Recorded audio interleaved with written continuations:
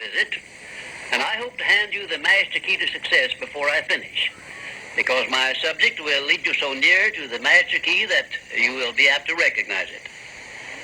As I have suggested in previous visits, a positive mental attitude can clear away all obstacles which stand between you and your major purpose in life.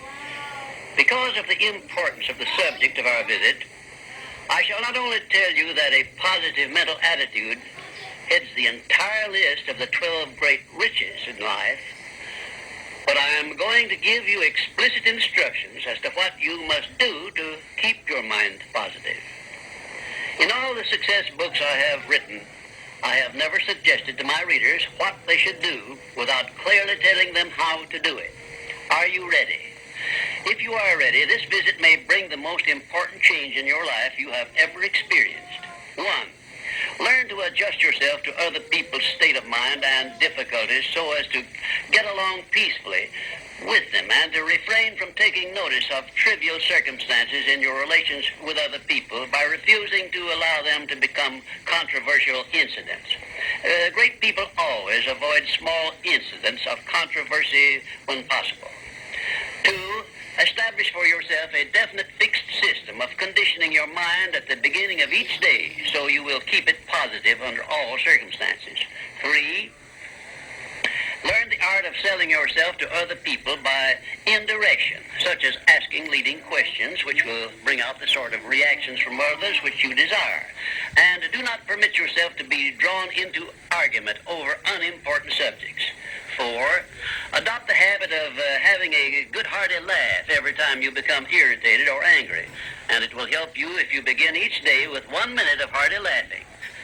This will change the chemistry of your brain and start you out with a positive mental attitude. However, you had better get out of sight when you take your laughing exercise.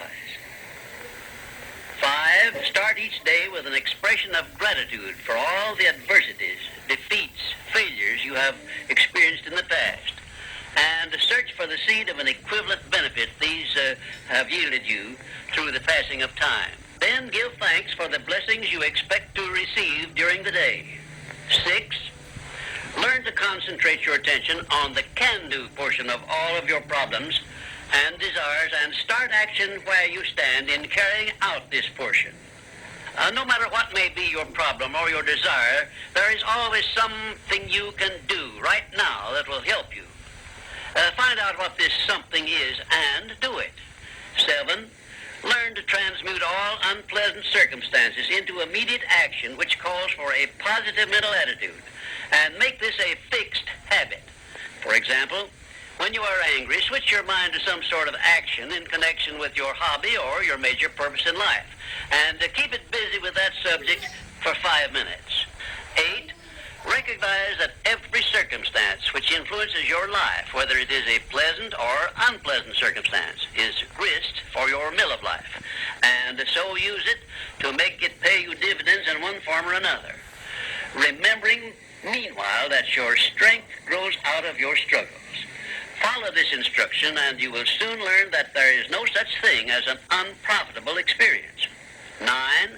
Look upon your life as a continuous process of education, of learning from all your experiences, good and bad, and be always on the alert for gains of wisdom which come to you a little at a time in both your pleasant and unpleasant experiences. 10. Make the world over to fit your own pattern if you choose.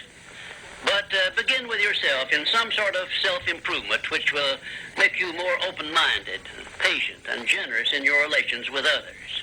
11. Express gratitude twice daily for your recognition of the fact that you have been given complete control over your own mind, and ask for guidance in order that you may use this profound gift wisely in all your thoughts and acts. 12. Go out of your way daily to comment enthusiastically on the good qualities of those with whom you live and work, but do not mention their negative qualities. Then observe with benefit to yourself how quickly others will begin to concentrate on your good qualities. Remember, I'm still talking about how to keep your mind positive. And 13, Accept all criticism of yourself as an occasion for self-examination to determine how much of it is justified, and you will be sure to make startling discoveries about yourself which will help you to the remainder of your life. 14. Do not accept from life or anyone else anything you do not desire. And remember that Mahatma Gandhi proved himself to be more powerful than the great British military forces by this simple method of passive resistance. 15. Remember always that there are two kinds of circumstances which cause you to worry. Those you can do something about, and those you can do nothing about. Nothing, that is, except to use passive resistance and refuse to permit them to worry you. 16. Keep your mind eternally engaged in thinking of that which you desire most, your major purpose in life, so no time will be left for you to waste on thinking of that which you do not want. And let me digress here while I tell you we are now rubbing elbows with the great master key of success this very moment. And 17, if you should ever be so unfortunate as to feel sorry for yourself, look around until you find someone who is worse off than yourself, and start where you stand to give him help. Make this procedure a habit, and you will witness one of the great miracles of life, because that which you do to or for another, you do to or for yourself. And 18, choose some person whom you consider to be the sort of person you would like to be. Then go to work and emulate that person in every way possible. Great people have always been hero worshippers, but they pick the right sort of people to emulate.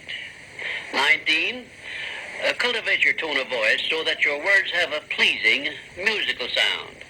And remember that the sound of your voice is an open window through which other people look into your very soul. It will be a profitable investment if you will get a tape recording machine and record samples of your voice daily while you practice the art of expressing yourself through a friendly sounding voice. If you are engaged in selling, this practice will quickly pay off in monetary dividends. 20, last but by no means the least, write out this sentence and paste it in a prominent place where you work and on a mirror where you see yourself in your home. Whatever the mind can conceive and believe, the mind can achieve. Remember